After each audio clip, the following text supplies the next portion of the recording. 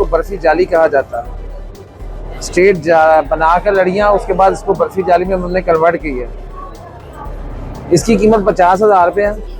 अगर हम स्ट्रेट वाली बनाते हैं तो स्ट्रेट में हमें वो 20,000 रुपये की शॉल मिलेगी, और वो शॉल कम होती है, उसकी लड़ियाँ स्ट्रेट वाली होती हैं।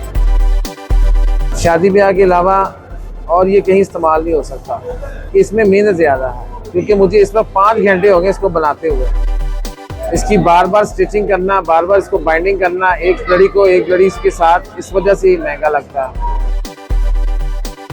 ये मोतिया है, मोतिये की हम बना रहे हैं इस वक्त चादर। चादर से मुराद ये नहीं है कि जो हम आम रूटीन में सर पे लेते हैं, ये चादर हुआ जिस तरह हम ओढ़नी लेते हैं, और ये हमारे लिए शादी ब्याह में भी इस्तेमाल होती है, और दूसरी जो छत पे लेके जाते हैं उसके लिए वो दूसरी इस्तेमाल होती है, जिसके अंदर सीधी सीधी लड़ियाँ हैं, जैसे कि आप इसको देख सकते हैं नीचे वाली लड़ी है। ये गर्मियों में बनता है। इसके अलावा सर्दियों में मोतिये की जगह बेला होता है, उसकी यही शेप बन जाती है, लेकिन वो जल्दी ख़राब हो जाता है।